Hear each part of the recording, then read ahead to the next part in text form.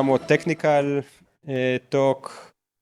I will try to dive into why the current risk assessment kind of breaks when we go to layer 2 lending markets, and how B.Protocol help in mitigating those risks. So it will be quite technical, and I will start on how risk analysis work. Then the framework we develop at the RiskDAO to analyze multi-chain lending markets with the special considerations that one has to consider there. And finally, how having a backstop, specifically the one that we offer at B.Protocol, can help in mitigating these risks. And maybe a quick intro. So I'm Yaron Velner. I'm the founder of B.Protocol. And RiskDAO is kind of a sub-DAO or maybe meta-DAO that was spawned by B.Protocol. And I'm also contributing to this DAO. So how risk analysis work in DeFi or generally? So right now, like all the good lending markets have their either in-house or risk vendor providers. Gantlet being one, MakerDAO has their block analytica team. Others do it in-house, for example, Euler. And eventually, in lending market, it's mostly or almost all about how much you can borrow against your collateral.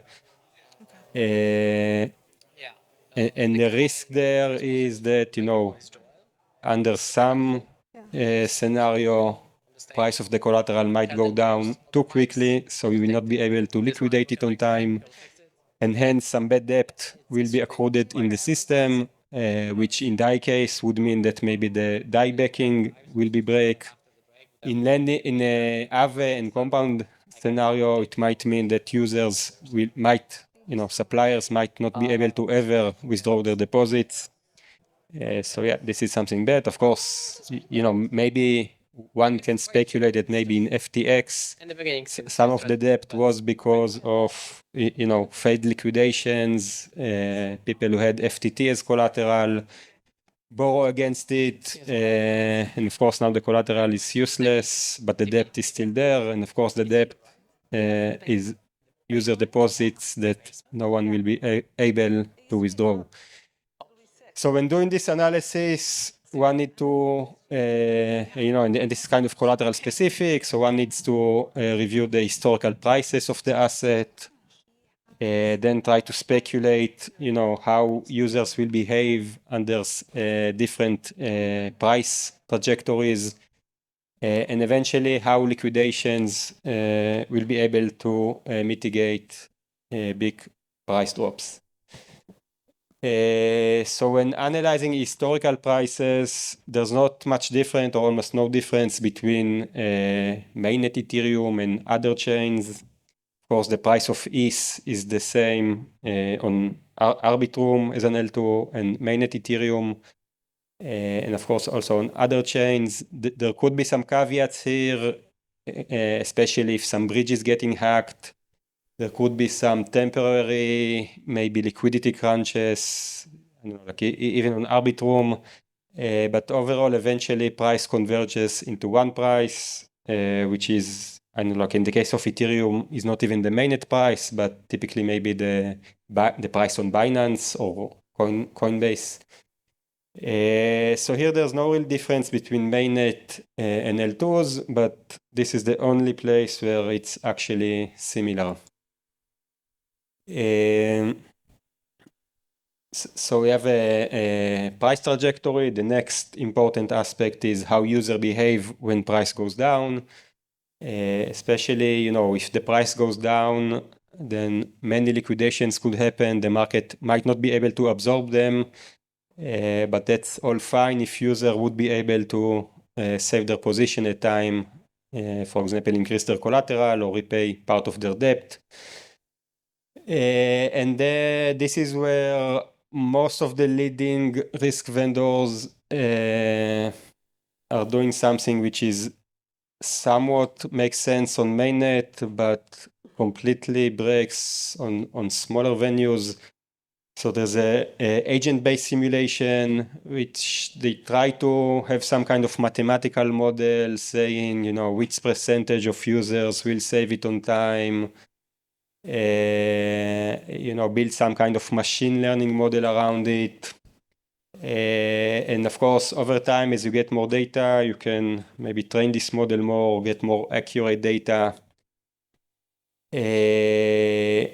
So this approach is already somewhat very experimental on mainnet, where eventually, even on Compound, you have, I don't know, maybe 20,000 active users. Machine learning algorithms there, even for 20,000 users, are somewhat imprecise. But of course, now if you go to, I don't know, you start a new platform on Arbitrum, even maybe, I don't know, you're a maker or Compound, and you just launch your own fork on a new chain. So there you have no idea. I mean, like how user will behave. You don't know how many users you will have. And actually here, even on mainnet, right? So you try to optimize maybe for the current set of users, but of course, changing risk parameters is very heavy, both because it requires a DAO decision, but also if you make your risk parameter worse, it actually has effect on current user positions. So you don't want to take it lightly. You don't want to optimize everything just for the current users you have. And yeah, like on top of that, if you don't have any data, then what kind of machine learning algorithm can you actually run on that? So user behavior is expected to be very different on other chains, especially because there are fewer users, different block times, different gas prices, but also different liquidity. And this is the third consideration. So, okay, let's say, we can estimate how many liquidations there will happen. And, like eventually, even if there are trillions of liquidations, but, like liquidity can facilitate that. And of course, it cannot facilitate trillions, but, like for sake of example, this is fine if liquidation will happen quickly before the price is going down, if the market can absorb it.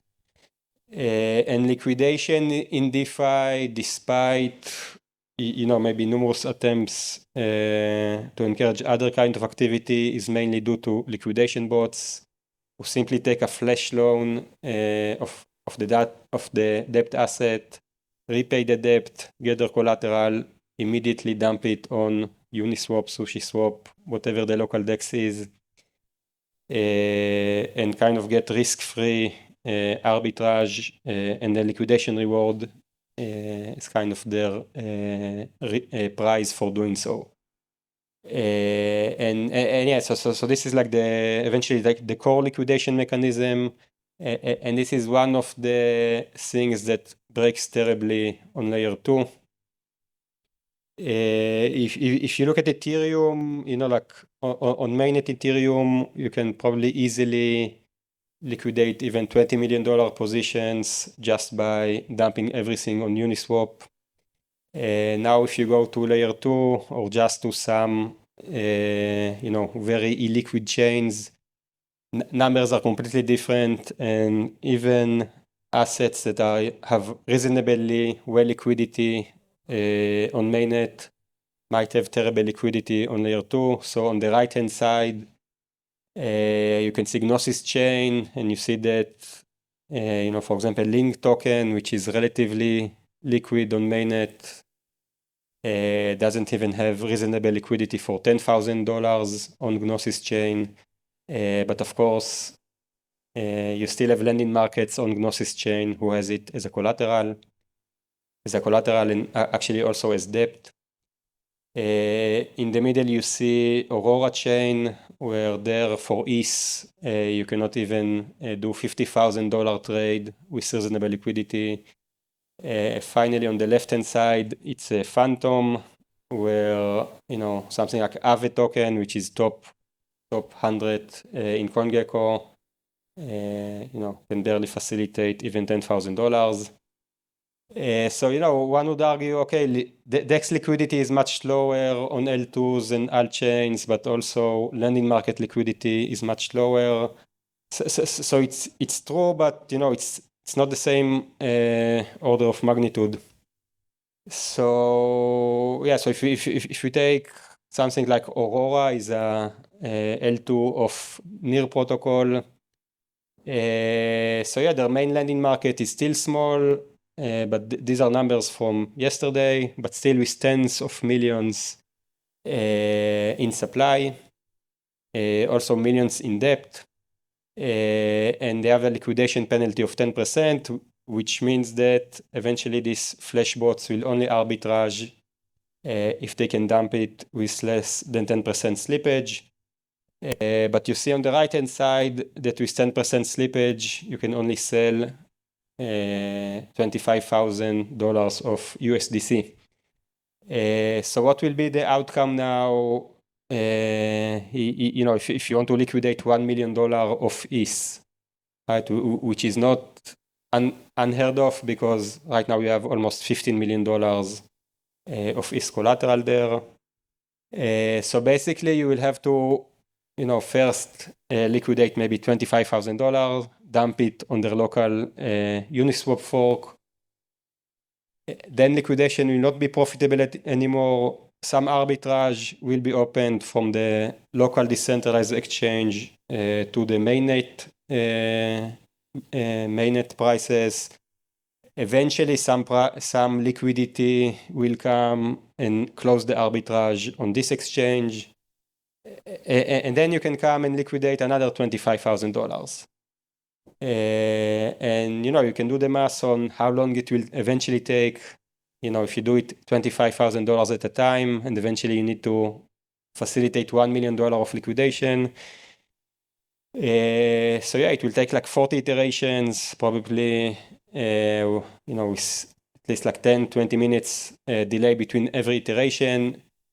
So if during this time the price of Ethereum will continue to go down, we will have bad debt. Okay, so this is the problem, and now the solution and solutions we offer. So RiskDAO is a collaborative risk assessment framework. We build open source tools, and we provide risk assessment, monitoring, and service, so monitoring as a service. So basically there we kind of shift the equation, and instead of trying to learn the user behavior, which is very sparse, especially for new platforms, we actually learn the liquidation sizes and how price will behave with respect to liquidations. And we do it actually by taking, like if the normal vendors just try to learn what happens on Aave, which, may have to do, may have any connection with your actual platform or may not. But already even in Aave, data is very sparse.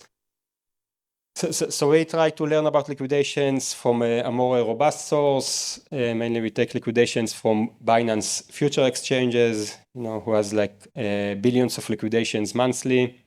And this kind of give us nice graph, a nice correlation between, like liquidations and price trajectory. And then given this liquidation and this price trajectory scenario, we do the simulations. Having the option to do that, we are also able to simulate delayed liquidations, right? So now what will happen in layer 2, where DEX liquidity is sparse, is that liquidation will happen. More often than none, the liquidation will actually consume the entire DEX liquidity. It might not necessarily affect the price, because the price is actually determined either on Binance or mainnet Ethereum. But it will cause a delay, and during this delay, price might continue to go down. So eventually, having able to model all of these scenarios, we are able to come up with some recommendation on the risk parameters you have to do in order to handle this delay. And RiskDAO is also special because all our models and products are open source, already used by 6 platforms. Again, we give it as a service, but all the tools and all the models we provide are fully available for anyone. So that's the RiskDAO, and okay, the RiskDAO can tell you, look, you're operating on some L2 with like very thin liquidity. You want to be careful with your parameters. But in B.Protocol, we do more than that. So now, given you are aware of the risk, we offer you some mitigation and some solution on how to operate on a low liquidity chain, but still, provide a reasonable capital efficiency to your users. So what we do in B.Protocol, instead of the lending market have to rely primarily on the local DEX liquidity, we build this protocol that allow users to actually pull liquidity towards liquidation. So now when there is a liquidation event, the lending market can, instead of, again, dumping it on Uniswap and, in all these alt chains, it's typically a fork of Uni v2. So it's very capital inefficient and you have a huge slippage. So instead of it can take the entire backstop capital with a fixed discount. At this point, having done that, the entire risk goes from the lending market into the backstop because the underwater position was actually closed. And then the backstop, the B.Protocol magic begins, where we have kind of an in-house, fully on-chain algorithm on how to sell it back. So by doing it and natively integrated with lending markets, we also ask them to use only this protocol as a liquidation mechanism.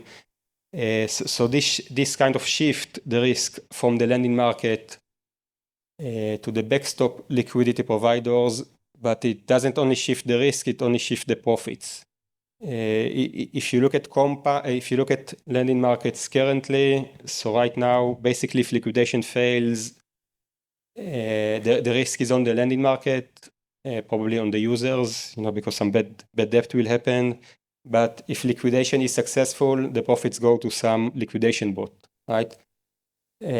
So basically, and this is not unlike and very similar to maybe what happened to FTX.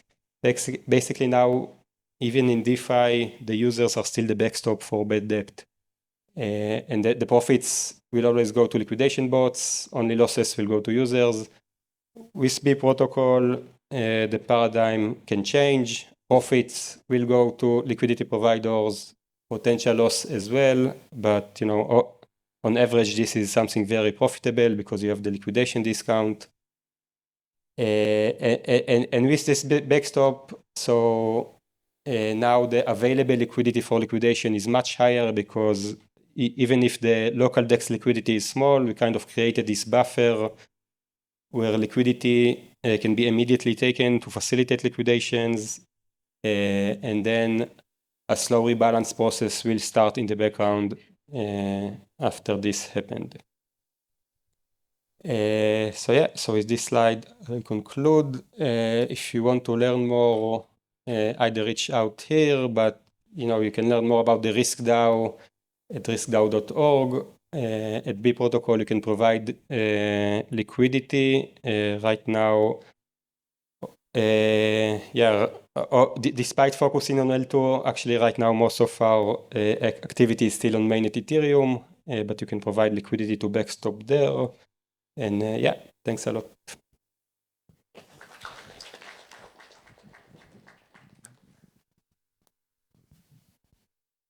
Any questions?